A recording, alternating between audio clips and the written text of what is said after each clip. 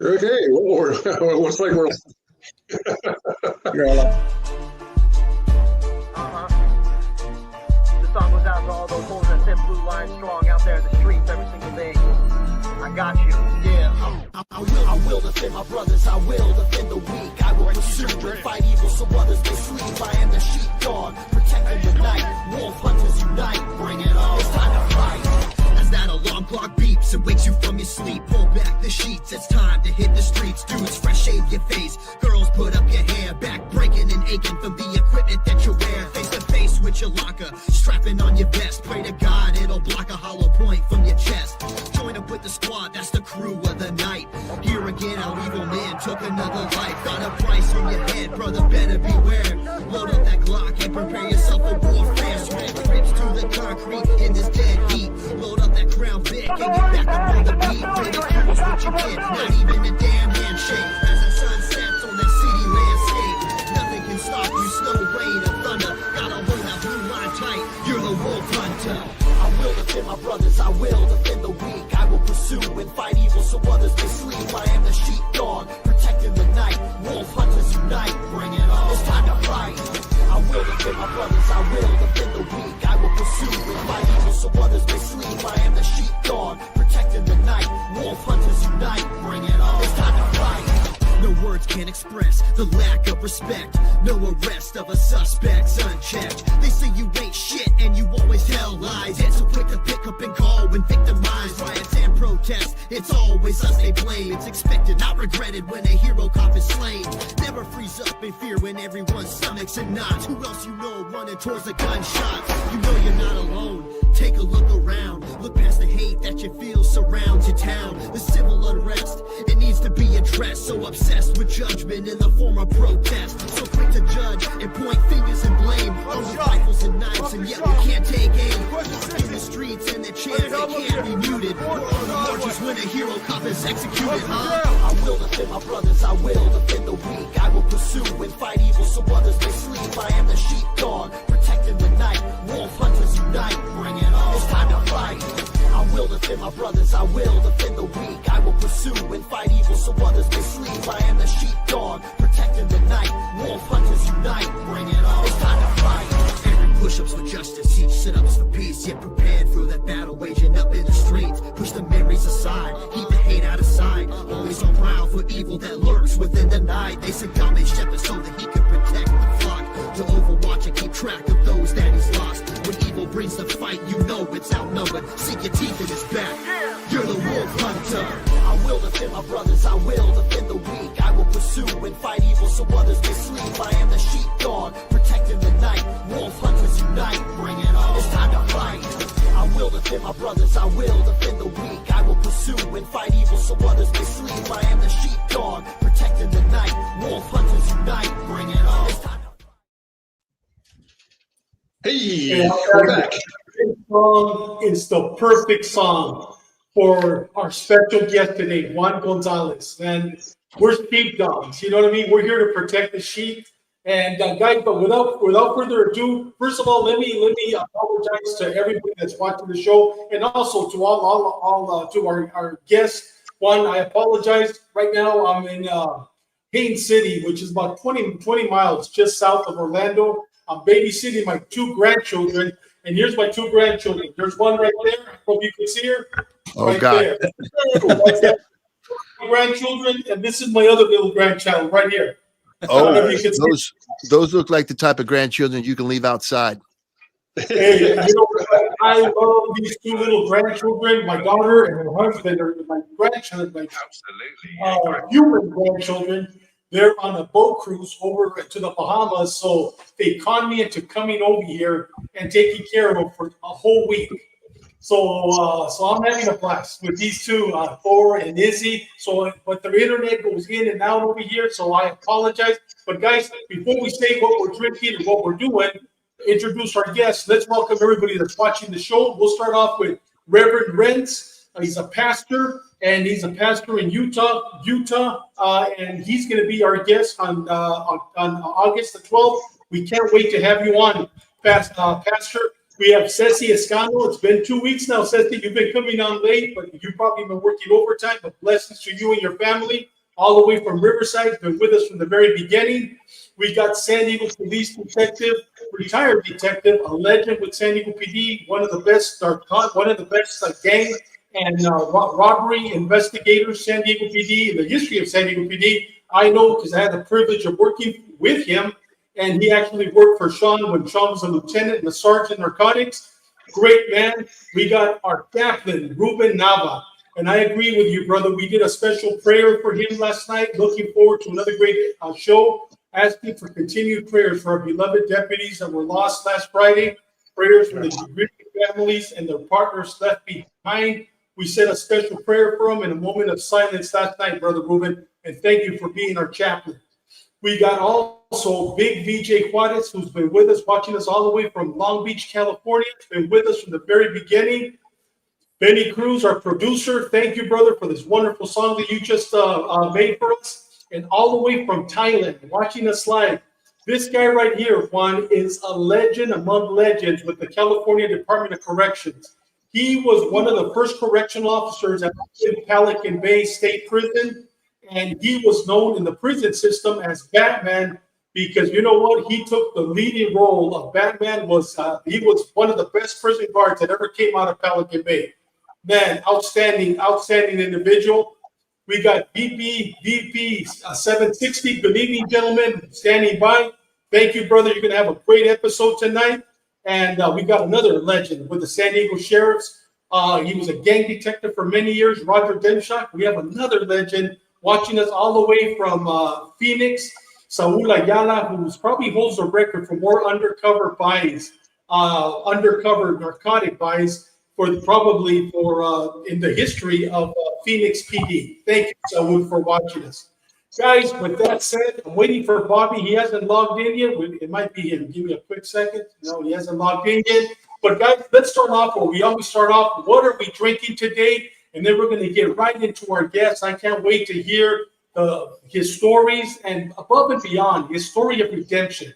Last night, on those of you that had the opportunity to watch The Gray Line, oh my God, it was an episode that took us into the dark world of darkness. Here's a deputy sheriff who was a detective at the time, was shot, I think 3 times with a .308 rifle, and it wasn't a through and through. These bullets, I mean, they literally almost decapitated his arm. He was there in a shootout with the suspect, and during the shootout, the Lord appeared to him. And last night we went into part 2 where he talked about after the shootout when he was in a coma for 14 days. The devil didn't appear to him, demons appeared to him, and it was a deep episode. But guys, if you get a chance, please watch it. But today we're going to go to part 3 because we got great stories ahead of us. With that said, Big Sean, what are you drinking, brother? I'm going back to my favorite, Buffalo Trace. All right. Yeah, it's good. Yeah. And the one that always surprises us is Big Doug. Doug, what are you drinking, brother? Tonight, I got some Glenfiddich Scotch. It's the Barrel Reserve here. Very nice. Lots of vanilla flavor, some cinnamon. So it's a little on the sweet side, but it's a nice Scotch. You know, that's a very good Scotch. I like Glenfiddich. Yeah, it's really good. I like it. It's a good Scotch. And Juan, I don't know if Sean told you, we usually have a drink. If you're drinking water, we're good with it. But let me just tell you, Bram surprised us. Bram actually had an AR-15 with whiskey in it, and he actually poured it on the show. And so can you beat it? That's tough to beat, but I think I got everybody. And I'm very surprised that you guys went all snobby on me and went whiskey, damn well knowing that you cops are more michelada guys. You know, listen. I got some in the fridge. Not only did Doug pronounce Glenfiddich, now we know. He's more of a michelada guy. Doesn't know. Hey, stay in your lane, Doug. Everybody, just go back to from watching that intro that you guys had.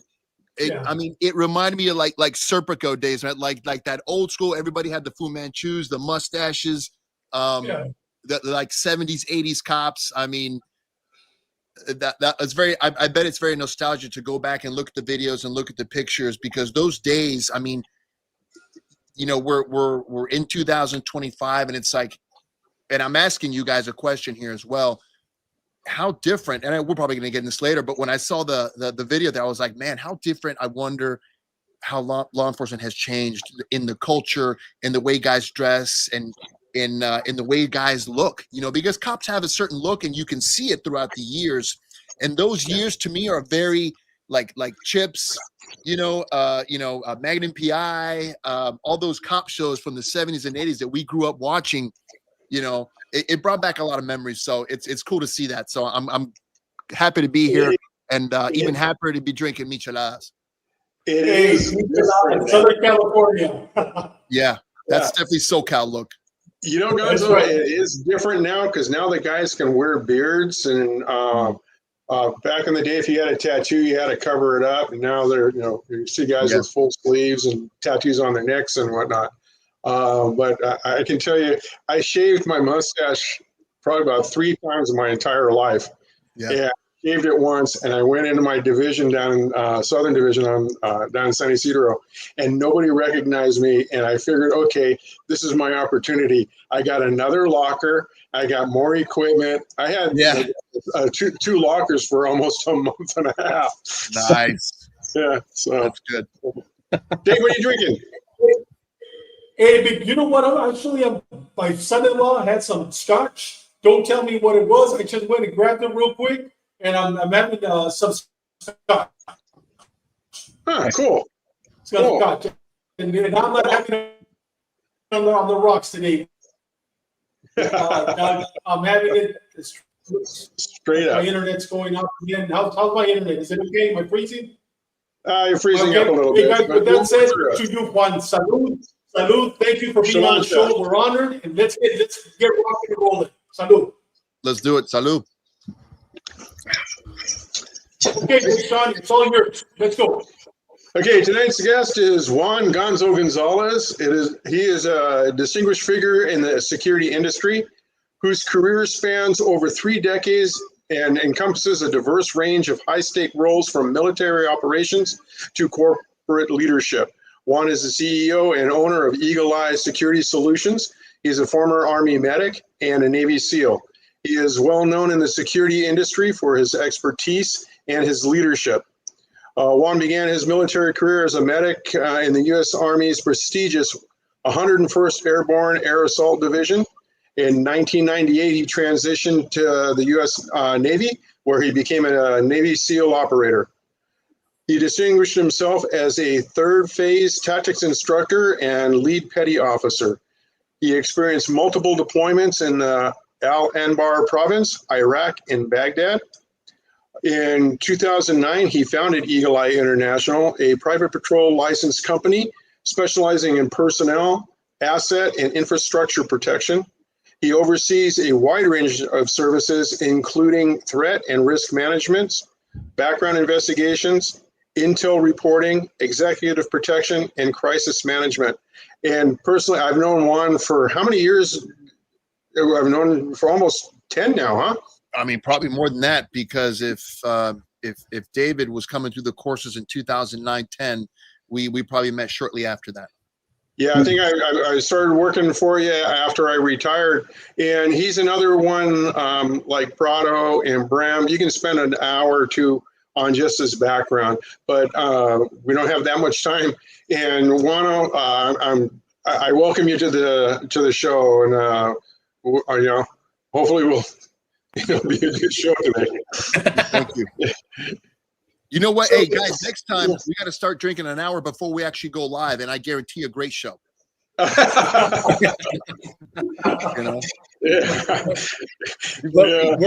old. We'll be asleep by then. Dave's in Florida, so it's like 9 o'clock over there. Yeah, so. we got to start in the morning. Yeah, that's right. Hey, Juan, let's start off by tell us about your upbringing and your childhood. Oh yeah, easy. Okay, so you guys will appreciate this. My father was in the Army. My father is 100% Mexican. My mother's 100% Mexican. My dad's from Durango, Mexico. My mom's from Chihuahua, Mexico. And even though I never lived in Mexico, I spent a lot of time there. I was born in Anaheim, Los Angeles, never lived there. But after that, my father, who got drafted in the 60s out of high school after he came to the States when he was around 18, 19 years old, he got drafted, went to Vietnam, and then stayed. And then they asked him to become an officer, sent him an OCS, and he stayed there.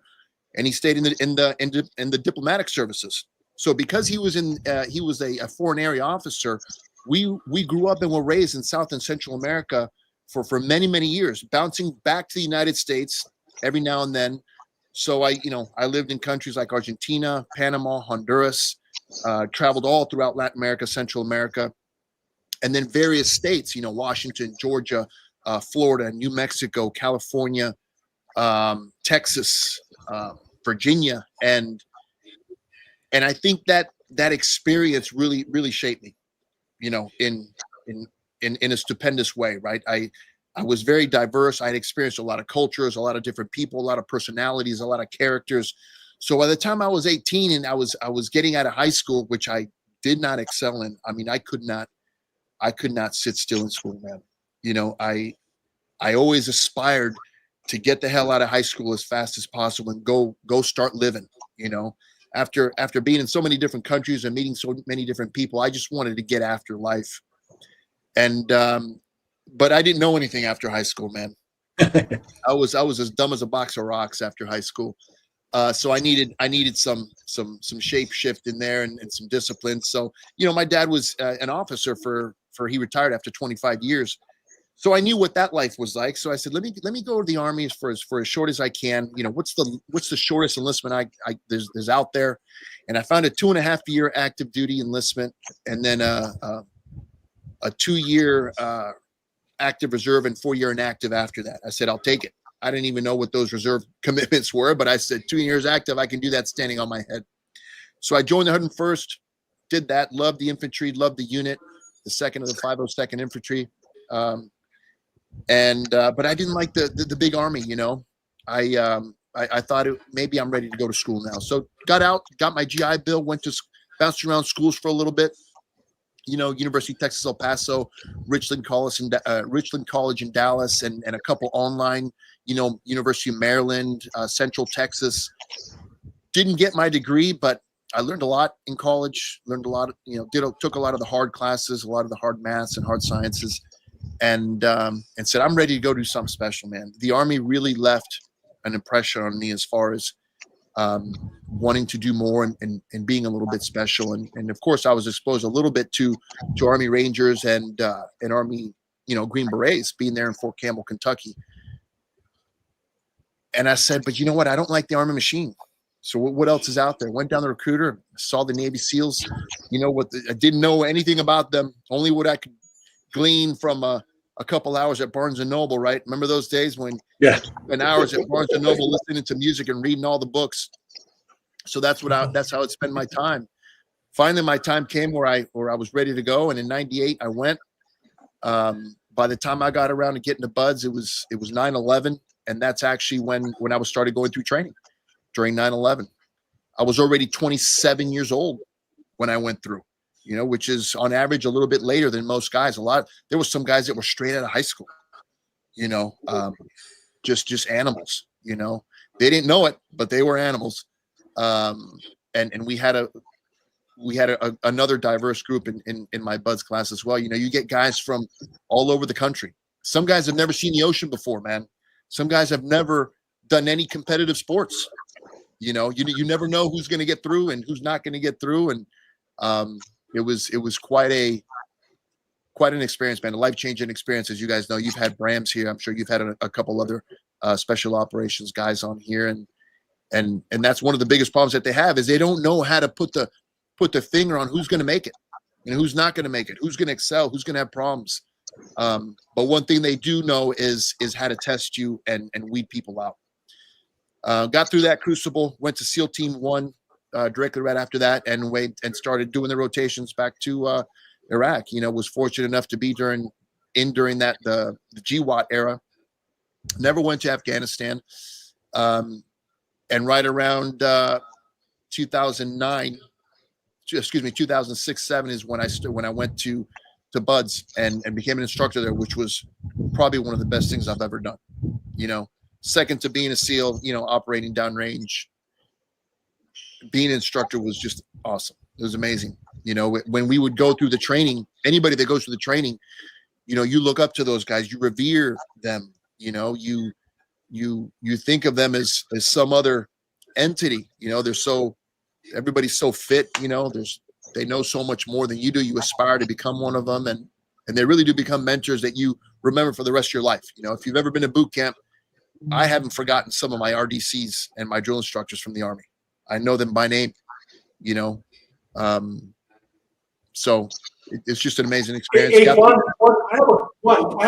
I have a quick question for you. When you went through Buds training, did you go through Buds training there in San Diego? That's question number one. Question number two, was there one trainer that just stood out to you and said, you know what, someday I want to be like him? And can you tell us who he is? And did you come back and was he your role model? And did you get a second chance to work with him as a trainer? Three-fold question. Those are all great questions, and remind me of the questions later as I go on because I might have forgotten. Number one, yes, the training is in San Diego and Coronado there. All the schoolhouse is there. It's been there, I want to say, since the 60s. The training used to be in Florida back in the day during the UDTR days, back in the 50s. Yeah. Excuse me, in 50s before the SEAL teams were commissioned in the 60s. There was UDTR, there was NCDUs, Naval Combat Demolition Units. You know, the first Frogmen, and that was, I want to say, that was in Florida. And then it moved to Coronado, and it's been there ever since. So yes, it was in Coronado. There were many instructors that I can't point out one. I can point out a couple. Number one is Senior Chief Taylor. Number one is Monty Tree Size. I believe he was a chief at the time, Chief Tree Size. Chief Cowie, you know, Chief Cowie ended up helping out in Eagle Eye, you know, later on. Once he retired as a Master Chief. Instructor Burks, who also is in the security industry now, who I've worked with, and we've worked with each other and for each other. We're just, it seems like the harder, there was guys that you really looked up to because they were just hard, right? You always looked up to the instructor that could outrun everybody, right? There's always that instructor that can run for miles and is faster than everybody. You look up to him. And then there's also an instructor that you find and instructors that you find during Hell Week. In Hell Week, you're at your lowest point, you know, physically and mentally, emotionally, you're just rock bottom. But there's always a couple guys, a couple instructors, and this is where I remember Senior Chief Taylor, and even one of my proctors, Instructor Anadano. I believe he was an E6 at the time, may have been a chief, but Anadano. Those are all great, just all around good guys. They wanted to see you make it through. They wanted to help you. They would give you pointers on how to stay warmer, you know, how to get through certain evolutions. When nobody was looking, they would get under your boat and say, hey guys, you've got this next evolution coming up. This is what I suggest you guys should do. Right now, you guys should do this. Coming up, you should be thinking about this on this next evolution, right? Whether it was around the world, where it was going through the O course with your boats, or whether it was just strategy on winning races. Because in Hell Week, it's all about winning races. If you win, the more races that you can win during Hell Week, the more you're going to get a chance to take it easy and possibly get a 5-minute nap, right? Or maybe eat a little something extra, or stay a little warmer, or start a race, you know, or earlier than everybody else because you've won a prior race. So, yeah, those are some instructors right there that I remember right off the bat. Hey, Gonzo, let's go back to. What about when you went back? Go ahead, Sean. Oh, let's go back to when you were in the Army. You trained as a medic, and then when you got out, when you went into the teams, were you like a corpsman medic for the team also?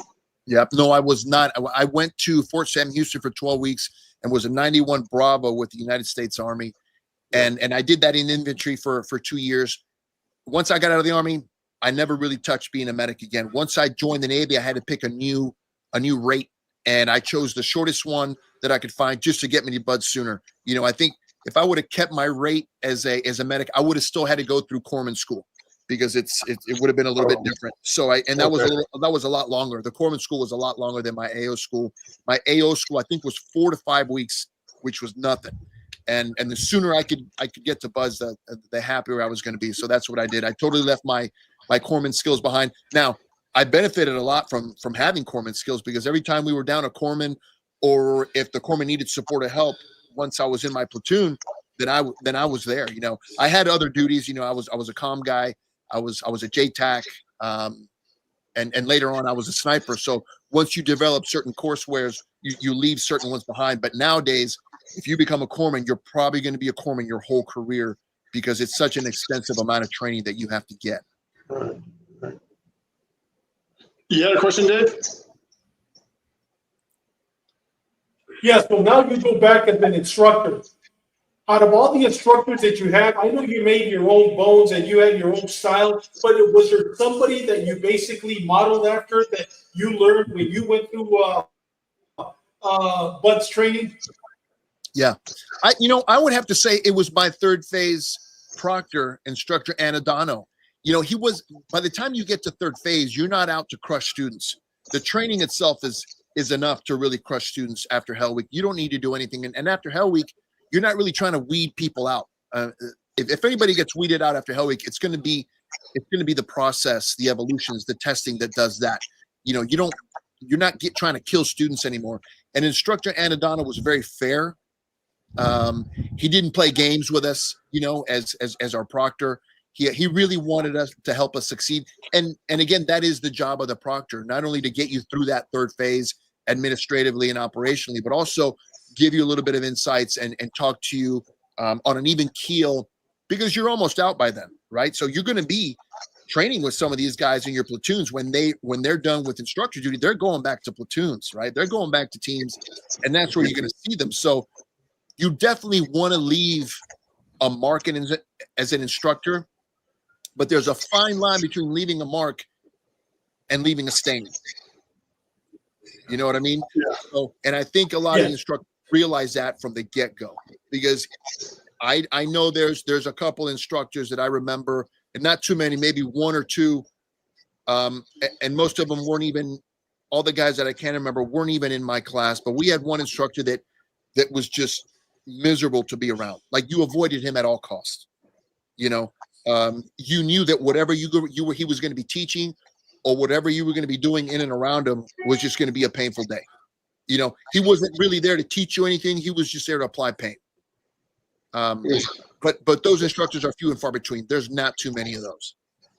I would imagine by your phase 3 that pretty much the Navy's got a lot of they've got a lot of into you already. I mean, they've got a lot of time vested in you. They've got a lot of training vested in you. And at that point, it's if the training kills you, the training kills you. But they don't want the instructors at that point to be the ones that drive you out. Yeah. There's no need. And after post Hell Week, like I said, really nobody quits. Everybody that's got a brown shirt after Hell Weeks, seldom. We had one guy in my class quit. He got what we call the Hell Week blues. You know, he was already, a made man, already had his brown shirt, right? Already did Hell Week. And a couple weeks before we left first phase into second phase, he decided he didn't want to be there anymore. You know, there's this thing called the Hell Week blues where guys get depressed. Everybody gets into some sort of depression after, but it's a good, and looking back, I see it as a good depression where you're just trying to recover physically, recover emotionally, and start looking a little bit more forward now, because now you're learning things. And at the same time, you realize you still got a long way to go, man. And the tasks are getting a little bit harder. The times are getting tighter for what you have to pass things. So there's still a lot of pressure, but that physical breakdown and beatdown is no longer. From Hell Week and on, you're starting to build up from there physically, right? So what is the brown shirt? So pre-Hell Week, you're given a white shirt, a white T-shirt, and that's what you do everything in. Post-Hell Week, you're given a brown T-shirt. And would that be like an upperclassman type thing in Bud? On steroids, yes. Because in the police academies, you got to wear your brass name tag. Mm. You didn't have.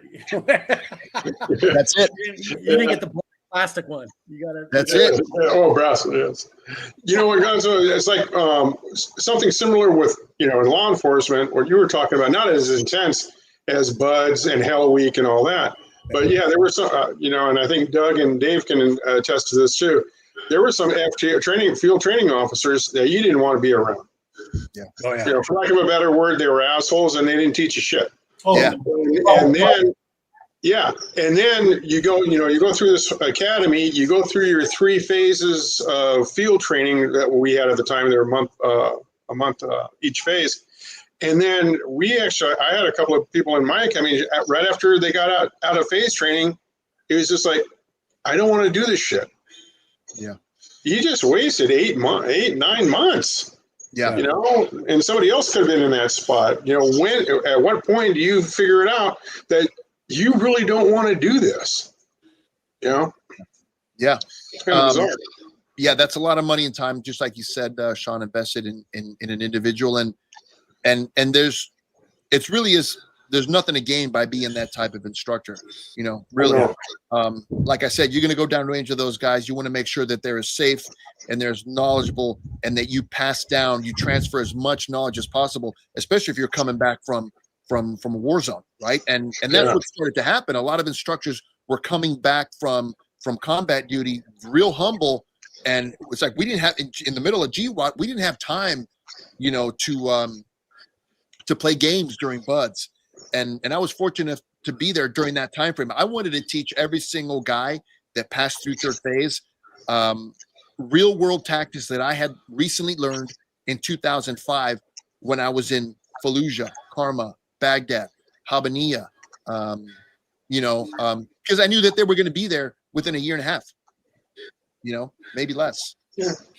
Wow. That poses another question in my mind.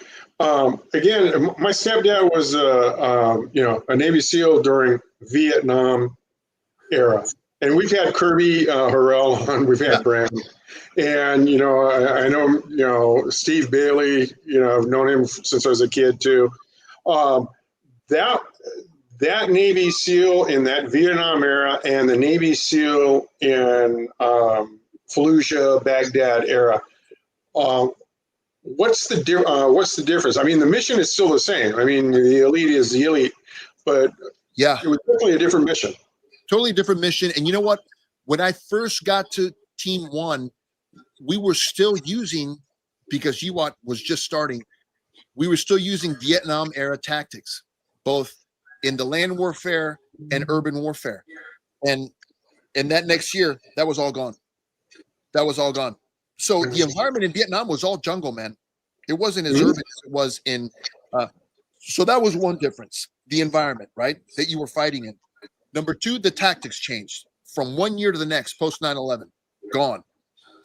We had, as soon as, and unfortunately, the army, which controlled a lot of the areas over there, the AOs, the areas of operation, the Army and the Marines really controlled all the battle spaces down there. We were down there just renting and leasing space from those guys as special operations. Unless you're a tier 1 unit, you could go in there and ask for something and get it right away.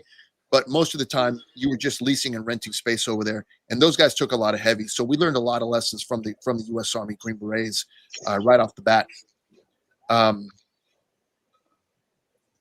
Yeah, so all the urban warfare, CQC was new. It wasn't like they had done in Vietnam, if they did it at all. Like, again, they were doing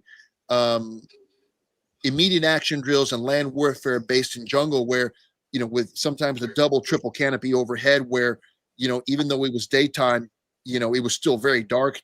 They didn't have night vision. I mean, the tech alone, right? Minimum tech, if any at all. And yeah, I wasn't in Vietnam, but my father was, and we've all seen the movies. We've all seen how they've operated back in those days. It was very raw, very just very basic survival. Yeah. Common sense. Hey, Juan, going back to your missions when you were in Baghdad, Fallujah, can you share a memorable moment? It doesn't have to be a mission, just a memorable moment when you were deployed as a Navy SEAL. Something that is just memorable to you, that just for our listeners. So my second deployment to an area called Karma. Karma was a little city, little town outside of Fallujah. So we were based out of Fallujah with the Marines, which utmost respect to the Marines, man. Those guys really put it out there. They were there a long time.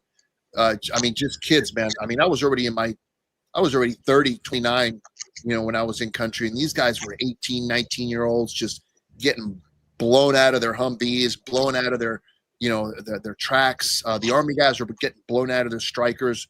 I really felt like I was protected being in special operations a lot. Well, those guys were out there getting after it and getting hit every day. So my moment in general is just the tempo that we had. Sometimes we would hit 2 or 3 houses a night.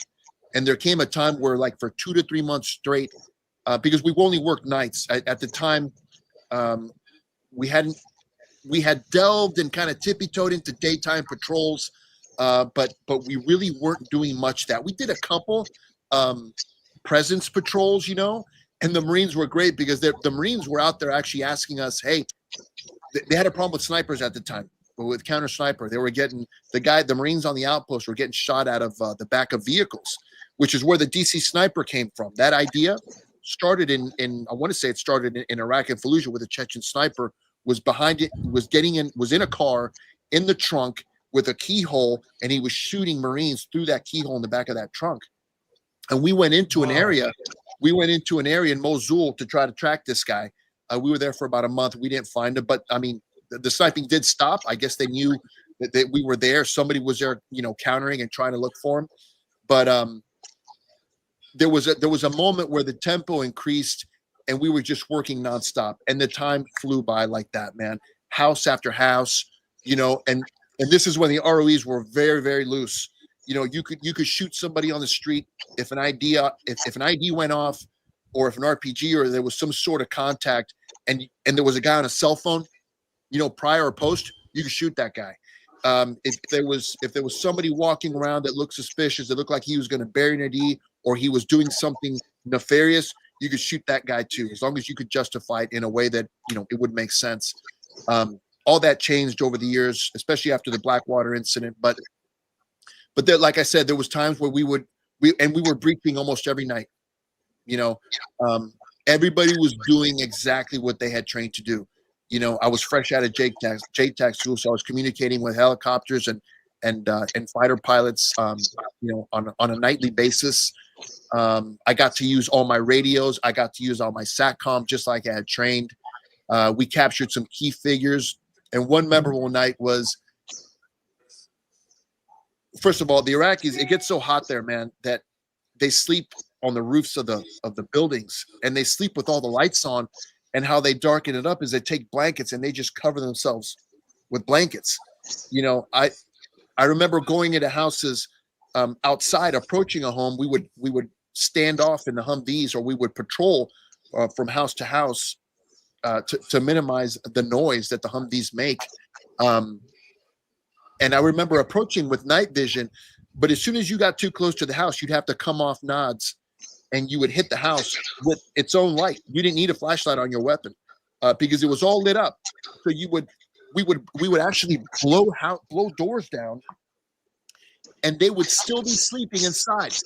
They wouldn't wake up because they were so used to the explosions by then, And a lot of guys just stopped putting doors back on their frames because we just kept blowing them up. If we kept getting intel to hit the same house, or if there was a group or a tribe or a clan or a guy that you were getting intel from, a source, because we started running our own sources. And that was one cool thing. I remember we got permission to send some guys to certain schools, and the agency sometimes would attach themselves to us, or even NCIS would. And so we started running our own sources. And I think after a while, if your source didn't like somebody or somebody's house, or he wanted to counter somebody in the neighborhood, he would just make a story up that guy was a financier, or he was making IDs, or he was hiding guns. So we would go there and blow up his house, blow up his door, and eventually then we'd pay him, right? We'd give them money so that they could fix their door, but they would just take the money and not fix their door because they knew it was going to get blown up again. We blow up this one door, go in this house, fully lit, we're clearing, and it got to the point where I knew that we went into a lit room where people were sleeping under blankets. That was dicey. I mean, I would have rather just gone in on guys that were sleeping, because somebody had to lift the blanket while somebody held and hope that there wasn't a guy in there with an AK ready to start shooting. You know what I mean? So we would do this dance where we would have time to position ourselves in a way so that if the guy did start shooting, we would get a shot off first, or the guy pulling the blanket would pull it while still holding his rifle at the ready with his finger on the trigger. So if he had to shoot, he could shoot. And look, you don't train at the time. We hadn't trained for one-man entries, but we would get so spread out during the house, because once you breach, you lose the element of surprise, and you want to get in there as fast as possible and get anybody before they wake up, before they have time to grab a gun and start, shooting at, all the entryways. You want to get into the rooms as fast as possible. So we were running through the house. Now these houses weren't that big, but a 6-man SEAL team with a couple of Iraqis in front and back. I mean, you run out of guys quick because you're trying to do what you're trained, which is 2 to 3 man entries, or even 4 sometimes, at least when you're coming into the house. But we would run out of guys quickly, and you would end up doing a 1-man entry sometimes. And if you found yourself in a room with a guy that was covered with a blanket, you'd have to wait for somebody to come. But if for some reason you decided to do it yourself, we had figured out how to get blankets off from guys while holding behind their head from a distance, right? A little bit. We'd pull and then step back and then hold. And we uncovered one guy that was dressed up like a woman, lipstick, everything, fake hair, and he had the whole hijab on with the black, we called them ninja suits, and that's how he was getting around town, transporting weapons and money. He was these guys, they would dress up as women because we weren't allowed to touch women back then. Women weren't in country like they were later on, frisking and checking women at random stops. And so that started to change the TTPs right away. We realized that, hey, these guys are being dressed up as women, and they're running around town passing information or passing money, or even moving weapons from house to house dressed up as women. Mm-hmm. So yeah, there was a time frame, 2 to 3 month time frame, where the tempo was just like that.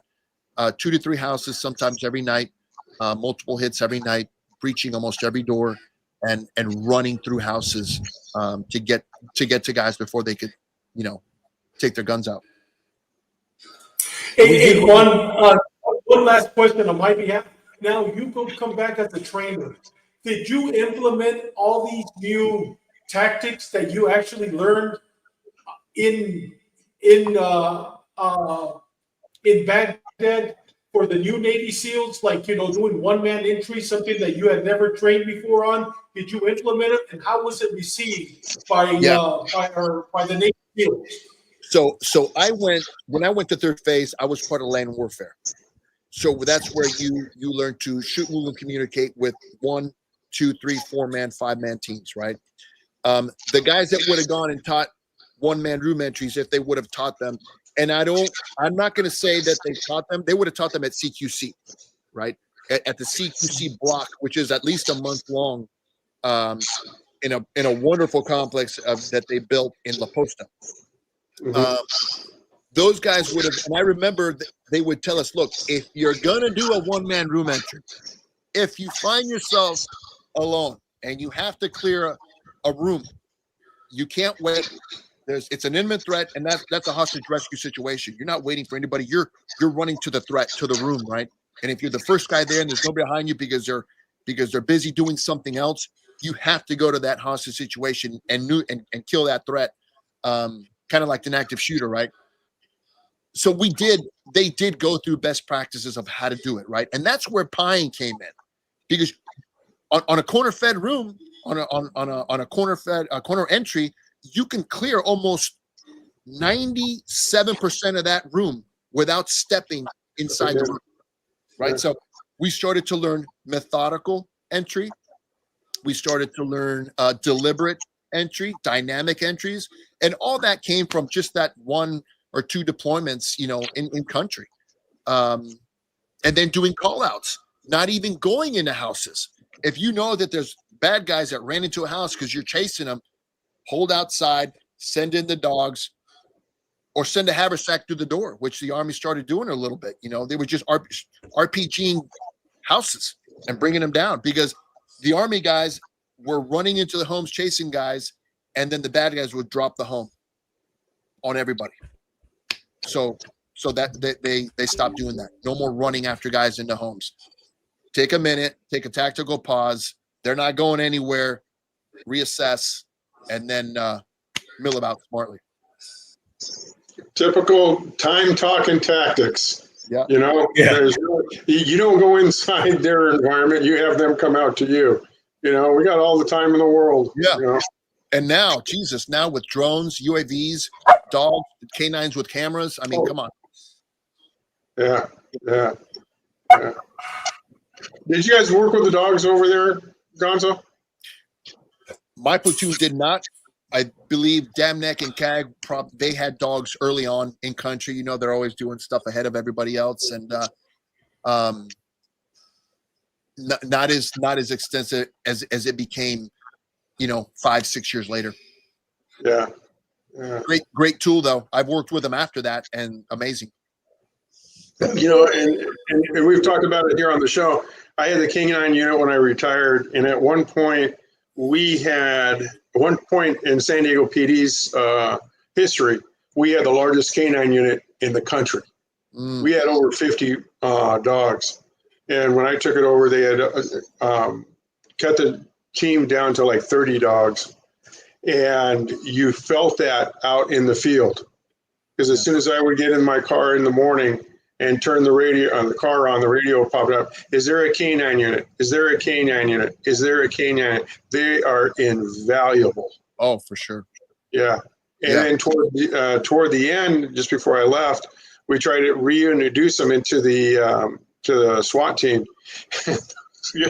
Those guys, hey, don't be scared of the dog. If it bites you, it only hurts for a little bit. It's just a little nip.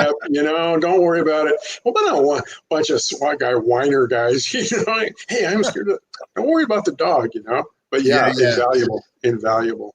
That's one thing I was very cognizant of. Whenever I did work with dogs, I wouldn't even make eye contact with those things. I understood straight away. I don't want to be near the dog, not even in the helicopter, not even in the Humvee. I don't want him to think at all. And I was very aware that even on target, later on when we were working with K9s, I didn't want them to think of me as the bad guy if I got too far ahead, or maybe if things got really dynamic, but it never happened. But I know it does happen, but it never happened to me. Yeah, the general rule, and we even taught this up in the academy: do not get in front of the working end of that damn dog. Yeah. Okay.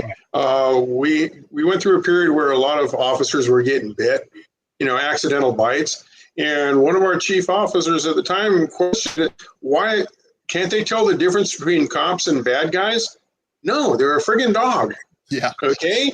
They see what's in the target is in front of them. If you step in front of that damn dog, you're going to get bit.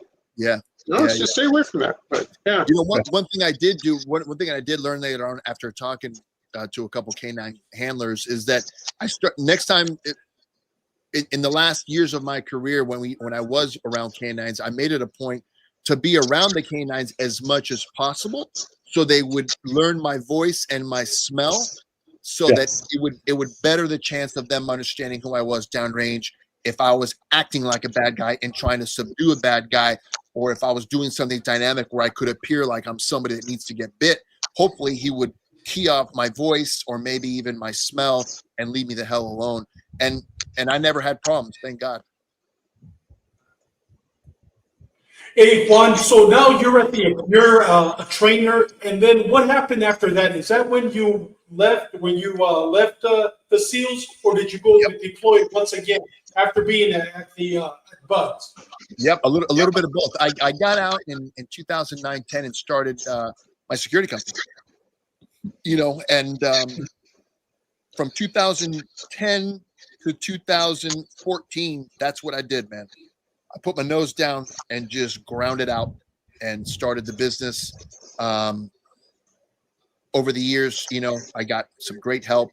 We had some great, a great staff that helped take it to the, you know, to the heights that it reached. And in 2014, I still had that special operations bug, man. So I joined the reserves in 14. You know, I had the time, I had the people that could help me manage the business while I was away. And I was fortunate enough to be able to go back in and do some reserve time as a SEAL, which was awesome because you got to be a SEAL whenever you wanted, and then whenever you had to or you wanted, and then you also had time to be a civilian and do whatever, you know, the heck is that you wanted to do. I mean, it was awesome. It was great. You know, So I remember in 2009, I believe 2009, 2010, I was working criminal intelligence in Mexico. And my lieutenant met you, Andy Mills, who's now the chief of police in Palm Springs. And they formed a liaison to have two of us from our unit to go through your training. You had an awesome driving course, you had a deep tactics course, and you had a shooting course, I believe. And you had a group of high-level businessmen from Mexico coming, and they actually slept here in San Diego. And it was Oscar Armenta, which he later became a sergeant. He's now retired, left the police department. And I went through your course. And I'll tell you, I know where I first met you, 2009, 2010, but I remember it was, I think, a 3 or a week course, and it was intense, especially the defensive tactics. I mean, the driving, it was a great course. And then I heard you were working private security and doing high-level security throughout Mexico. And then I guess that's in 2014 when you left. Are you still doing that today? Yes. Those were the days. You caught us in 2009. We had just started, and our bread and butter at the time was training. You know, TJ was a war zone in 2009, 10. You know, there was people hanging off bridges, and it was really bad. So I took advantage of my skill sets in the Navy at the time. You know, getting out as an E6, a Navy SEAL, I could shoot, move, and communicate. And I took all my skills and I parlayed that toward corporate. How do I help these guys get through their day, whether it's themselves or their existing security, personnel? So I started those training courses, and the driving was one of the big ones because there was nobody doing driving here. And that's one thing I loved. I had been through all the courses, you know, in the Navy when we did our own PSD training in the SEAL teams. So that was a big success, and obviously that's where we met. So I took that course and I split it, and I made it 3 days, and I put a day of awareness and self-defense, a day of shooting on the range, in and out of vehicles, and then a full day of driving on a closed circuit with some beautiful taxi cabs / interceptor / cop cars, you know, / I mean, that was the best training I've ever had. The best training I've ever had. That is one of the best car America's ever put out. Let me tell you. Yeah. And I don't have to tell you, those things, the things we had to do to make those things stop running is incredible. You know, they took a lot of hits. We would those brakes, those rotors would be on fire almost very regularly. We'd have to have extinguishers and water to put the brakes out because we would run them so hard that they would catch on fire. All that brake dust and all that gunk back there, they get so hot that it just ignites. And those things kept going. We'd just cool them off. We'd run them, you know, and at low speeds. Keep your foot off the brakes for 1 or 2 turns around the circuit. They'd cool right down, and then we'd keep going.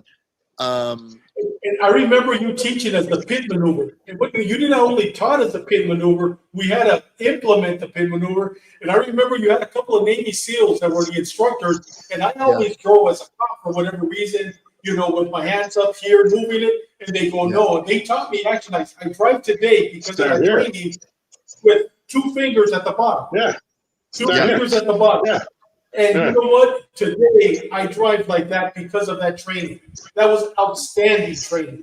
You know, every time I see a cop on YouTube, on video doing a YouTube, I'm pulling for him, man. I'm hoping that he gets it done right. From what I understand, they don't teach that anymore at at a lot of the academies, if not at all, they don't teach the pit maneuver. But you see guys doing it out there, and I can tell when a guy's been taught how to do it, and I can tell when a guy's just doing it out of desperation. You know, it's such a. When we went through, I was an EVOC instructor for the department, one of the EVOC instructors for the department. And when we got certified through the state for driver awareness and driver training instructor, we were taught to do the pit maneuver. However, the city of San Diego Police Department does not do the pit at all.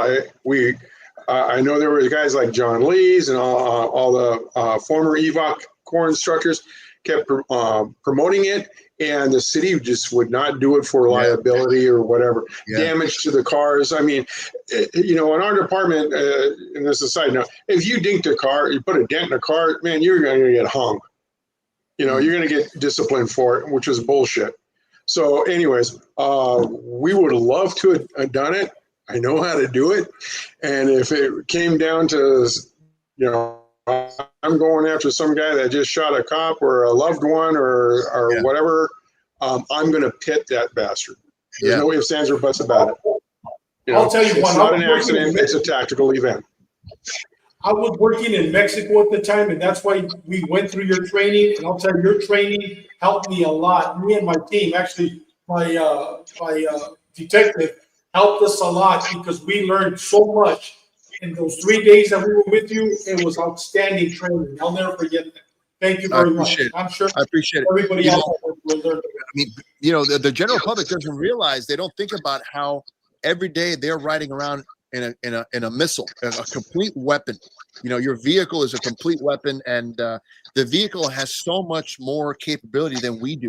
I mean, the vehicle is really constrained by us. Thank God that people don't know these things, but the vehicle has really a lot of things that it can do that are constrained by us and what we can do. And it's a shame that they don't teach the pit maneuver, because the pit maneuver, you don't have to do it just to turn somebody around. You can really control the vehicle if you know where to hit them and push them. You can put them into a wall. You can make them stop. I mean, you can turn them around, obviously, and the faster you're going, the more dangerous it gets. But you can still be safe. You can do it at high speeds and still be safe if you're the cop doing the pit. You know, you just got to know what you're doing. You know, I watch some of these cop shows, live ones and stuff, and they're doing the pit maneuver, and they're doing it once, twice, 5 times. Yeah. Okay, you got to plan this thing out, okay? Yeah. And this is what we try to tell people. It's a tactical event. Once you spin that car, you keep going, and the other officers or the other group comes up and takes down the car. Yeah. No. And depending where you hit the car, right? Yeah. What I see all the time is that they just kiss the bumper and they slide off. So nothing happens. And then if they go too far forward, now they've got the whole car in front. Now, that's a tactic you can use. You just have to keep your car there. Don't let off. Keep it there. Yeah. Keep it there till he stops. Now, if you're going really high speed, eventually this car here is going to roll over. You're only gonna slide it so much at high speeds. Eventually, these inside tires, they're gonna catch, and it's gonna flip over. I mean, mission accomplished. You just got to be aware of where you do that. Are you on open freeway? Are you downtown on the 5 in the middle of traffic? You know, you got to be careful. Yeah. Now, our worst enemy has arrived, which is time. But I was going to ask you, August 27th, what's your calendar look like August 27th? My calendar on August 27th says, be back here with you guys. Excellent. Perfect. You know what? I'm in charge for the month of August. Ron has this month, and Doug has September, and Bobby has October. But I'm in charge, and I have an opening on August 27th. Brother, you're going to come back. I want to hear the stories of redemption. I also want you to talk about your company, because it helped me and Oscar when we were in Mexico. It helped us without doubt. It's saving lives today in Mexico. So we want you to come back. We can't wait to have you. Brother, thank you from the bottom of our hearts, man. It's an honor to have you, but I can't wait for part 2. And brother, with that said, John, any last words? Yeah, August 27th, I'm making this The drink of the day is Modelo. Machado, whatever the hell that thing is. Yes, sir. It's got, oh, you got the Lobo. Yeah, I like the original. I got that. I want to make that up. Hey, Juan, it's good to see you again. Stay on after we go off. Yeah, we'll chat for a little bit. You got it. But thank you for coming. Thank you for coming on. Anytime. Big Doug. Yeah. Thanks, Juan. And here's a question for you to think about for the next one. Yeah. About how hard is it to train cops? Oh, dude, I wish you would have asked that on this one. Well, we'll have. Oh, we're saving that one. Because just real quick, when I did the LEP program and I was sent over to Afghanistan, so I went to training before to deprogram me from cop shit and teach me how the military does entries, convoys, driving, and it was, man, I couldn't grasp it initially, but I just want to know what the reverse is with you. Training cops on this stuff, because cops just have, you guys just don't shoot enough. You don't train enough. You learn something right. You learn the basics great, right? You learn the basics and you learn safety. And there's no follow-up. Great, exactly. And then it's up to you to kind of like do your own thing, right? Budget's always an issue. Oh, you bet. And let me tell you though, but some of the and this is more than the military guys I've ever trained, whether it's SEALs, Green Berets, or Korean SEALs, or Thai SEALs. There's nobody that sees more action than a cop, ever. Yeah. I mean, you could see action every day for 20 years. Yeah. It's incredible. What's your threshold? Let's go downtown LA and get after it. No, let's take a break this time. Let's go down to West Covina. I don't know. But the cops don't realize what they don't know because they don't know it, and that's probably better for them. Gonzo, I had an argument with Tosh about this. Tosh Carrington, may he rest in peace. Yeah. Over all of this, I said, "Yeah, what you guys did over there and the teams, but damn it, dude, I did this shit every freaking day." Oh, dude, my hat's off to cops, and every time I hear of a cop dying, I'm like, "Fuck, man!" I bet if that guy would have trained a little more, because you can see cops dying on video every day, right? Yeah. And you're like, shit, man. Why did he do that, or why did she do that? Yeah, the mistakes that guy made right there that caused him to die. I learned that many years ago, and I know that I would have never done that. I would have never even got myself to that point. The prevention and identification alone would have led me to get 20 feet of standoff and have my weapon out before I approach that guy. Just There on you his go. finger. From There your we list go. to God's ears, brother. Yeah, we can discuss it. Hey, one, that's going to be the theme for our next episode. Training cops. That's going to be the theme. Easy. Hey, brother, we can't wait to have you. Stick around. We're going to be off shortly, but we can't wait to have you, brother. But we'll see you in a couple of minutes. You got it. Thank you. God bless you, brother. Bless you. Man, Sean, wow, what an outstanding, man. I can't wait. I can't wait to have him on the 27th. I had an opening because one of my guys canceled the 27th, and as we're talking, I go, you know what? He needs to come back. And that was a great question, Doug. That's going to be our theme. That's going to be our theme. Training cops. We'll blast it all over so people can watch it. It's going to be a great. Yeah. Hey, guys. Go ahead. Oh, man. Great episode. Okay. Go ahead, Sean. Oh no! I spoke to Gonzo earlier, and you know what? This is probably going to be a 2, possibly a 3-parter, because I still want to talk to him about the CEO, the healthcare CEO incident, and what's going on in the Middle East right now. Yeah. Okay. So Awesome. Dave froze up again. Yeah, Oh, he's there going he to is. be outstanding. Hey, guys, Yeah. you know what? Tell us who we have. Did I black out again? I know this internet. Tell us who we have coming next week, Sean. Next week we have technically he's my boss. He's the COO of VRP Group, Regis Protective and Investigative Services. He's the one, Ross Felici. He's a former NYPD officer, and then transitioned over to New York State Troopers. He was at 9/11 with his canine when it occurred. I've known him for, like with Gonzo, I've known Gonzo for 10 years. I've worked with Gonzo and for Gonzo. And I've worked with Regis for 10 years now, doing the hurricane. And what we're going to talk about is protecting critical infrastructure assets during disasters. You know, stuff like Katrina, Harvey, last year, Helene, Milton. You know, when we showed up at Dave's house, you know, in Florida. So and the dynamics and being the quiet professional. One thing that I will throw out there right now is VRP Group, Regis, is not a security, what we call a square badge company.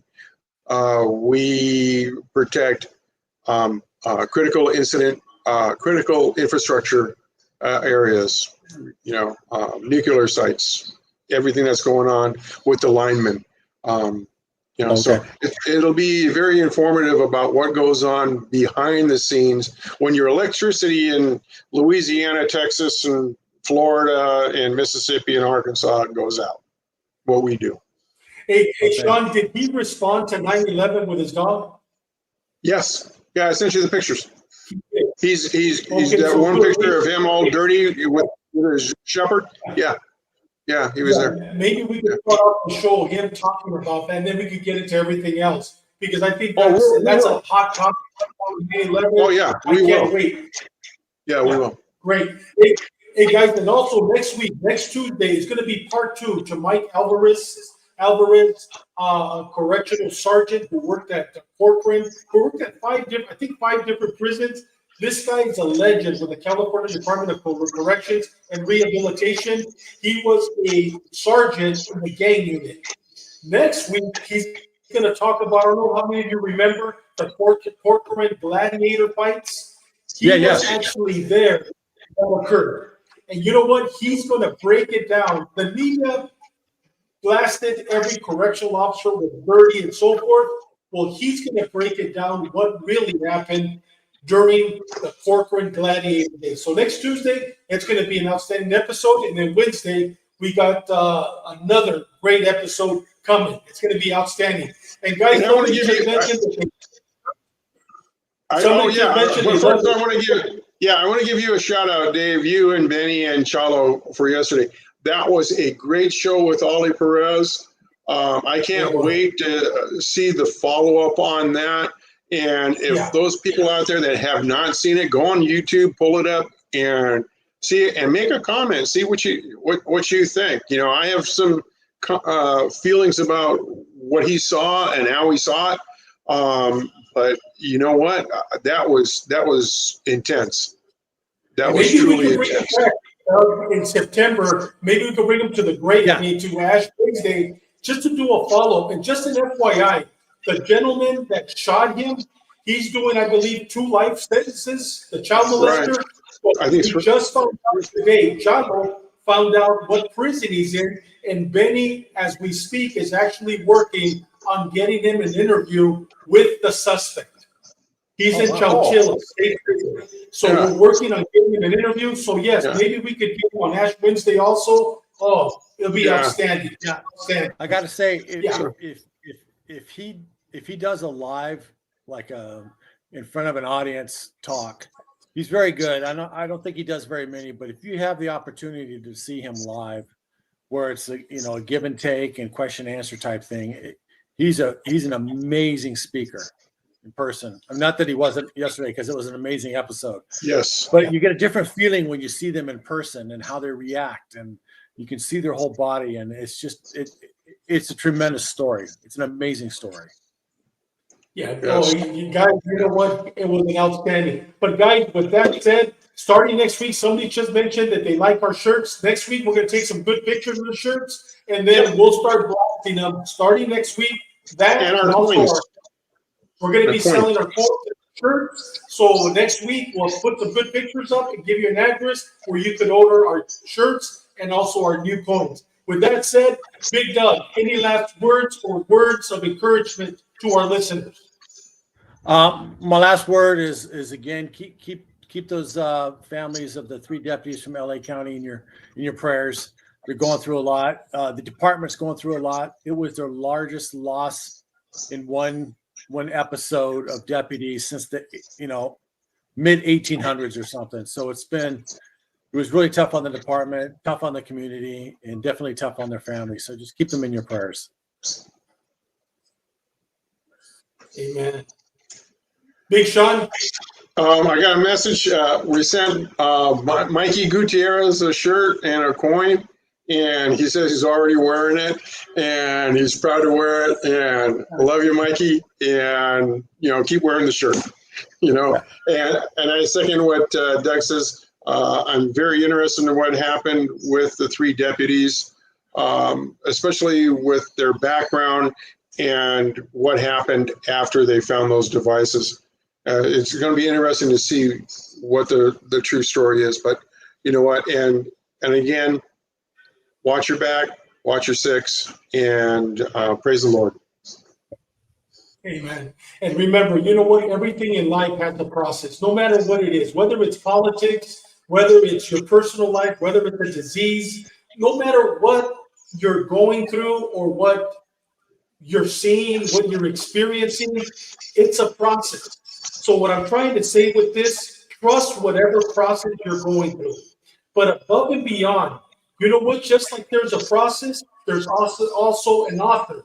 And our author is our Lord and Savior, Jesus Christ. Whatever process you're going through, whether it's PTSD, alcohol, whatever it may be, trust the process, but above and beyond, trust the author. Because you know what? At the end of the day, you know what? Live a purpose-driven life. Live every day like it's your last day on earth. Make every day count. God bless you. We'll see you next Tuesday.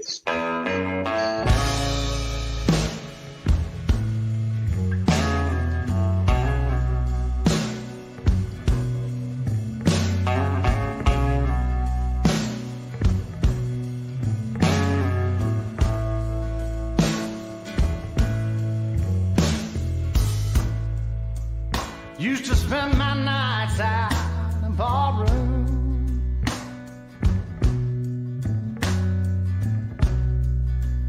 Liquor was the only love I'd known.